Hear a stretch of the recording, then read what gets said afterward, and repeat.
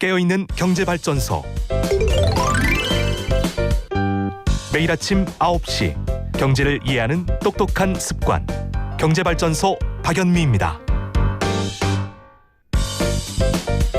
9월 증시의 키워드는 한마디로 생존이었습니다. 한 달 동안 코스피 지수가 4.1% 떨어졌고 석 달째 마이너스 수익률을 기록했다, 이런 이야기가 나오고요.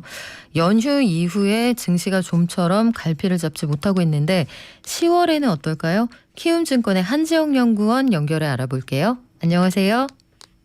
네, 안녕하세요. 네, 코스피가 다시 박스피가 되는 거냐, 이거 투자자들이 굉장히 궁금해하거든요.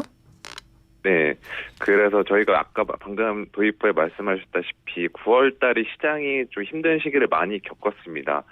그래서 많은 분들이 좀 이제 손실 혹은 이제 대응하기가 어렵다 보니까 고충을 토로하고 있는데, 최근에 이제 아는 분이, 이런 주식 하시는 분이 이런 얘기를 하시더라고요. 내가 집에서 호랑이를 키워도 이거보다는 덜 물리겠다고. 그래서 정말 주식하기가 많이 힘든 이러한 상황인데, 아이고. 예, 저는 그래도 너무 불안하지 않았다는 말씀을 먼저 드리고 싶고요.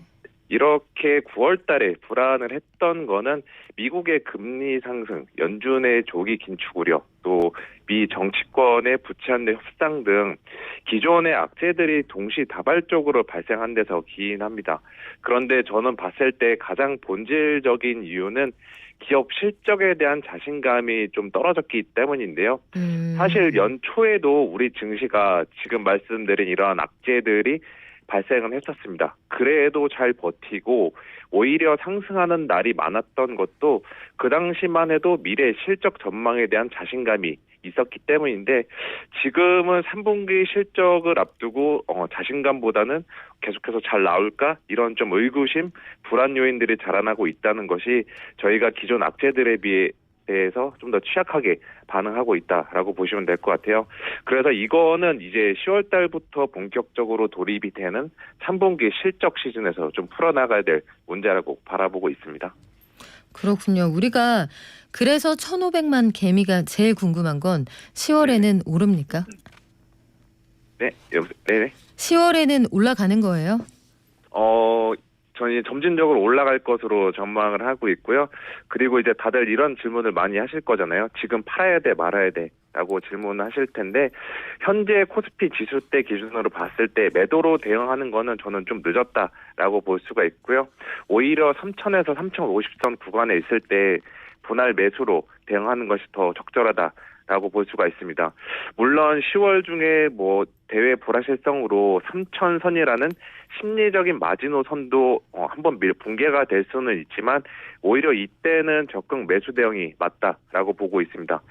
왜냐하면 새로운 기회가 될 수 있기 때문인데, 하나 비유를 들어서 말씀을 해드리자면은, 비행기 조종사들이 농담처럼 자기 직업에 대해 하는 말이 있습니다. 뭐죠? 어떤 말이냐면요, 지루한 시간이 끝도 없이 계속되다가 간간히 끼어드는 공포의 순간을 이겨내는 게 우리가 돈을 받고 파일럿을 하는 이유라고 말이죠.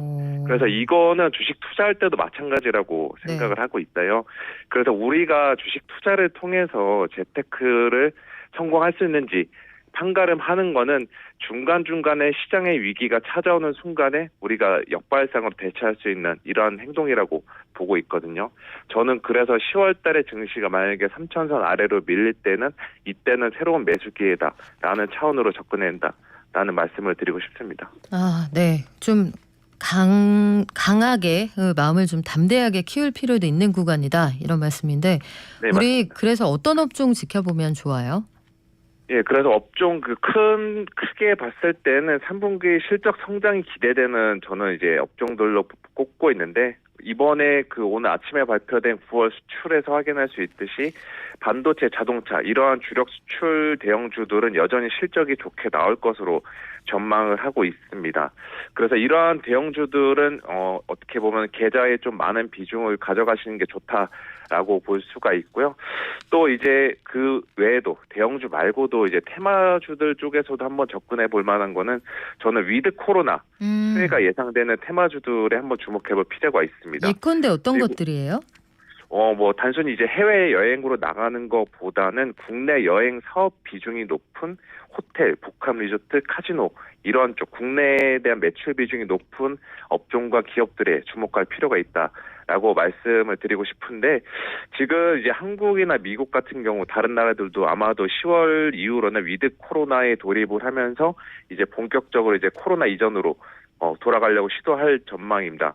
다만 그렇게 봤을 때 여전히 과거처럼 우리가 해외로 자유롭게 나가는 건 어렵다라고 볼 수가 있는데 이렇게 봤을 때 해외여행으로 늘어나가는 것보다는 저는 국내 여행으로 좀 더 사람들이 많이 돌아다니는 쪽에 집중을 하고 해야 된다라고 말씀을 드리고 싶어요.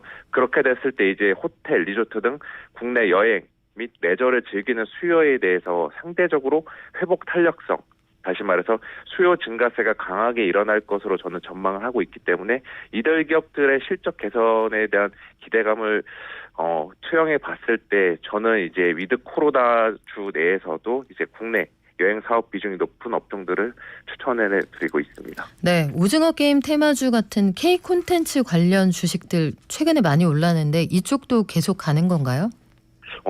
지금 가격 부담이 조금 있죠. 단기간에 모든 게 다 속도의 문제가 중요하다라고 보고 있는데 장기적으로 우상향할 수는 있겠지만 단기간에 많이 올라온 만큼 그런 업종들 같은 경우 지금 진입하는 거는 조금 자제하시는 게 좋다라는 말씀을 조심히 드리고 싶습니다. 네, 그러면 10월에 우리가 꼭 이것만은 주의하세요 하는 게 있다면 뭐가 있을까요? 네, 일단은 10월 초에 삼성전자를 필두로 시작하는 3분기 실적 시즌에서 과연 기업들이 투자자들의 눈높이를 얼마나 충족시켜줄 수 있을지 그 여부가 중요하고요. 또 지금 시장 불안의 그 주요 요인 중 하나는 인플레이션 쪽과 관련해서는 10월 중순에 발표되는 미국의 소비자 물가가 과연 이번에도 5%대 나오면서 5개월 연속 5%대를 상회할지 여부도 중요하다라고 바라보고 있습니다. 네, 지금까지 1,500만 개미와 함께하는 한지영 연구원이었습니다. 키움증권의 한지영 연구원 곧 다시 만날 거죠? 고맙습니다. 네, 감사합니다.